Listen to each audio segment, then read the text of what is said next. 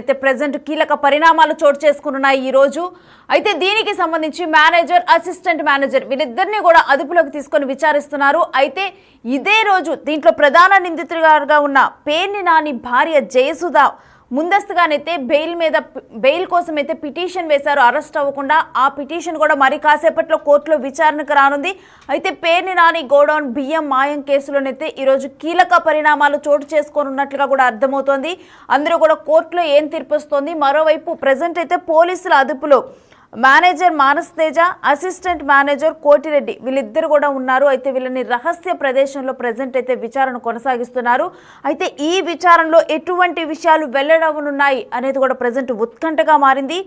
Present ఈ గోడౌన్లో బియ్యం మాయం కేసులోనైతే ఇటు పోలీసులు అయితే జిల్లా civil supplies assistant manager Kotireddy ఫిర్యాదుతోనైతే ఈ కేసును స్వీకరించడం జరిగింది.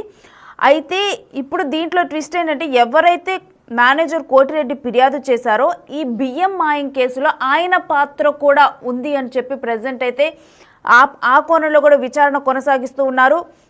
ఎందుకంటే తన మీద ఎటువంటి అనుమానం కూడా రాకుండా civil supplies assistant manager Koti Reddy ఫిర్యాదు చేశారని కూడా పోలీసులు నిర్ధారించారు. సో ఈ కోణంలో కూడా ప్రజెంట్ దర్యాప్తు కొనసాగుతుంది. బట్ ఇవాళ మాత్రం అసిస్టెంట్ మానస తేజ, కోటిరెడ్డి వీళ్ళిద్దరూ A2, A3గా ఉన్నారు. సో వీళ్ళిద్దరి మీద అయితే ప్రజెంట్ విచారణ కొనసాగుతుంది. మరోవైపు జయసుధ ముందస్తు బెయిల్ కోసం అయితే కోర్టులో ఆల్రెడీ పిటిషన్ వేయటం జరిగింది. అది కూడా పిటిషన్ కూడా విచారణకు రానుంది. అయితే A1గా ఉన్న జయసుధనైతే తనకి నోటీసులు ఇచ్చేందుకు తను ఎప్పుడు కూడా అవైలబుల్గా ఉండట్లేదని చెప్పి ఇప్పటికి కూడా తనకి నోటీసులు అయితే ఇవ్వలేదు. దానికంటే ముందుగానే ఆల్రెడీ ఇటు పిటిషన్ వేయటం జరిగింది ముందస్తు బెయిల్ విషయంలో. అయితే ఈరోజు ముందస్తు బెయిల్ విషయంలో కోర్టు ఎటువంటి తీర్పుని ఇవ్వనుంది అనేది కూడా ఉత్కంఠగా మారింది. సో ప్రజెంట్ అయితే ఇక ఈ కోర్టు తీర్పు తర్వాత కూడా ఈ పేర్ని నాని గోడౌన్ బియ్యం కేసులోనైతే కొన్ని ట్విస్ట్లు అదేవిధంగా కీలక పరిణామాలు వెలుగు చూడనున్నాయి. అయితే ప్రజెంట్ దీనికి సంబంధించి అయితే డీటెయిల్స్ మా ప్రతినిధి శివ అందిస్తారు. శివ, బియ్యం మాయం కేసు గురించి కంప్లీట్ డీటెయిల్స్ ఏంటి? మొత్తం మీద చూసుకుంటే పేర్ని నాని రేషన్ తగ్గడానికి సంబంధించి కూడా అధికారులు పూర్తి స్థాయిలో విచారణ చేపట్టారు. ఇప్పటికే దీనికి సంబంధించి కూడా పేర్ని నాని భార్య జయసుధ ముందస్తు బెయిల్ పిటిషన్ దాఖలు చేశారు. ఇప్పటికే అనేక విడతలుగా వాయిదా పడుతూ వస్తున్న బెయిల్ పిటిషన్ ఈ రోజు మధ్యాహ్నం మచిలీపట్నం కోర్టులో విచారణ కాబోతుంది. మరొక వైపు నిన్న సాయంకాలం ఎవరైతే పేర్ని నాని పిఏ మానస తేజస్వికి సంబంధించి కూడా పోలీసులు అదుపులో తీసుకుని విచారణ చేపడుతున్నారు. మరొక వైపు ఈ కేసులో సివిల్ సప్లై శాఖకి సంబంధించిన మేనేజర్ కోటిరెడ్డిని ఈ రోజు ఉదయం పోలీసులు అరెస్ట్ చేశారు.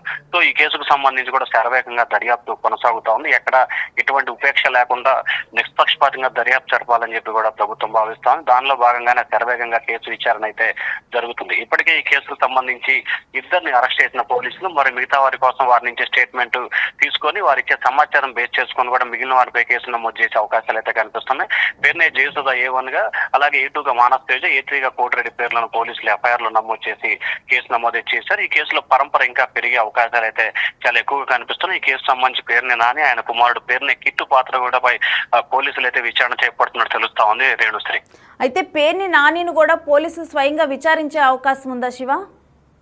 ఖచ్చితంగా ఇప్పటికే ఈ కేసుకు సంబంధించి మీ దగ్గర ఎటువంటి ఆధారాల వివరాలు ఉన్నా తమకు అందజేయాలని చెప్పి 4 రోజుల క్రితమే పేర్ని నాని ఆయన కుమారుడు పేర్ని కిట్టికి పోలీసులు అయితే నోటీసులు ఇచ్చే ప్రయత్నం చేశారు. అయితే నోటీసులు తీసుకునేందుకు ఇంట్లో ఎవరు లేకపోవడంతో నోటీసులని ఇంటికి గోడకు అంటించి రావడం జరిగింది. దాన్ని ఆ 2 నోటీసుల్ని క్వాష్ చేయాలని చెప్పి హైకోర్టులో ఆయన పిటిషన్ దాఖలు చేయడం, ఆ తర్వాత నోటీసుకు విచారణకు రమ్మన్న సమయం ముగిసిపోవడంతో మరోసారి విచారణకు పిలిచినప్పుడు తమ ఎదుట హాజరు కావాలని చెప్పి న్యాయస్థానం సూచన చేసింది. సో ఈ నేపథ్యంలోనే మరొకసారి ఈ కేసుకు సంబంధించి పేర్ని నానిని విచారిస్తారా లేకపోతే ఈ రోజు కోటిరెడ్డి అలాగే తేజ ఇచ్చిన సమాచారం బేస్ చేసుకుని డైరెక్ట్ గా పేర్ని నాని ఆయన కుమారుడు పేర్ని కిట్టుని అరెస్ట్ చేస్తారా అనే ఉత్కంఠ అయితే ప్రస్తుతం అయితే కొనసాగుతా ఉంది.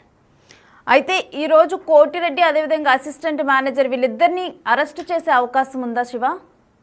ఖచ్చితంగా ఇప్పటికే కోటిరెడ్డిని అలాగే మానస్ తేజ ఇద్దరిని కూడా పోలీసులు ఈ రోజు ఉదయం ఒకరిని నిన్న సాయంకాలం ఒకరిని అదుపులో తీసుకొని విచారణ చేపడుతున్నారు. ఈ రోజు మధ్యాహ్నానికి వీరిద్దరిని కూడా అరెస్ట్ చేసి కోర్టులో ప్రవేశపెట్టే అవకాశాలు కనిపిస్తుంది. ఎందుకంటే కేసుకు సంబంధించి అనేకమైన చిక్కుముళ్ళు, అనేక వివాదాలు, అనేక అనుమానాలు తావిస్తున్న నేపథ్యంలో వీటన్నిటిపై సమగ్రమైన విచారణ చేపట్టాలనేది ప్రభుత్వ పోలీసు అధికారుల ఆలోచనగా కనిపిస్తాం. సో దానికి అనుగుణంగానే లోతుగా విచారణ చేపట్టి ఖచ్చితంగా ఎవరెవరి పాత్ర ఉంది, ఏం చేయాలి అనే దానికి సంబంధించి కూడా పూర్తి స్థాయిలో విచారణ చేపట్టాలని ప్రభుత్వం భావిస్తా ఉంది. కాబట్టి దానిలో భాగంగానే ఖచ్చితంగా పేర్ని నానిపై కూడా కేసు నమోదు చేసే అవకాశాలు కనిపిస్తున్నాయి. అలాగే ఈ రోజు వీరిద్దరిని కూడా నిన్న ఇవాళ అరెస్ట్ చేసిన వీరిద్దరిని కూడా ఈ రోజు సాయంకాలం కోర్టులో హాజరుపరిచే అవకాశాలు కూడా కనిపిస్తా ఉన్నాయి.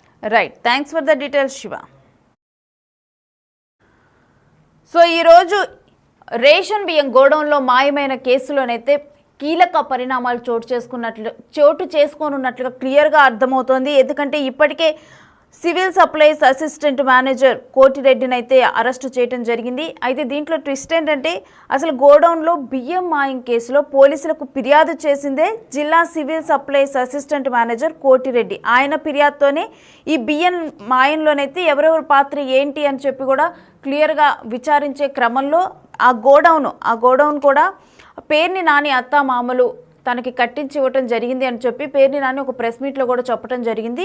అయితే ఆ టైంలో ఆ గోడౌన్ వచ్చేసి జయసుధ, పేర్ని నాని వైఫ్ జయసుధ మీద ఉంది.